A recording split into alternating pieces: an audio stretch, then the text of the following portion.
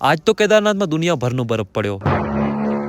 હર હર મહાદેવ. મેં કરી છે કેદારનાથમાં એડવાન્સ ચડાઈ. આમ તો કેદારનાથના કપાટ 2 મહિના ખુલવાના હતા, પણ હું આવી ગયો છું 24 એપ્રિલ. વાતાવરણની વાત કરું તો અત્યારે બહુ જોરદાર તડકો નીકળ્યો છે. આપણે જ્યાં નજર કરીએ ત્યાં મોટા મોટા પહાડ જ દેખાય છે, બર્ફીલા. અત્યારે હું તમને દર્શન કરાવું છું કેદારનાથની બેક સાઈડ, અને આ છે ભીમશિલા. હવે જવું છે મંદિરની આગળની સાઈડ, પણ એના માટે ઘણો બધો ફેરો ખાવો પડશે, કારણ કે કપાટ બંધ હોવાના કારણથી મિલિટરી ટાઈટ છે અને બાજુમાં કોઈને નથી આવવા દેતા. અડધો થી પોણો કલાક મંદિર પાસે સમય વિતાવ્યો. હું અને એક ભાઈ બંને નીકળી ગયા લલિત બાબા આશ્રમમાં જમવા માટે, અને બંને ભાઈ ખાધા વગર જ પાછા આવી ગયા, કારણ કે બેયની કિસ્મત ફૂટેલી હતી. અમે બંને નિર્ણય લીધો કે આજે જમવાનું હાથે બનાવશું. હું લેવા ગયો બાકસ, જે મને 5 રૂપિયામાં પડ્યું, જે નીચે 1 જ રૂપિયામાં મળે. ઘરે પાછા આવ્યા, હથિયાર કાઢ્યા અને જમવાનું બનાવવાનું ચાલુ કર્યું. મસ્ત મજાના તીખા ભાત બનાવ્યા, ખાધા, અને જેવો હું બારે આવ્યો તો પાછી સ્નોફોલ ચાલુ થઈ ગઈ. દૂરથી મહાદેવના દર્શન થતા હતા. ચારે બાજુ બરફ ને બરફ જ દેખાતી હતી, અને આ પ્રકૃતિની લીલામાં શિવની અનુભૂતિ થતી હતી. આવી જ રીતે આપણો આજનો એપિસોડ એન્ડ થાય છે. પૂરો વિડીયો જોવા માટે આપણી ચેનલને સબસ્ક્રાઇબ કરજો. Bye bye, C you the next one.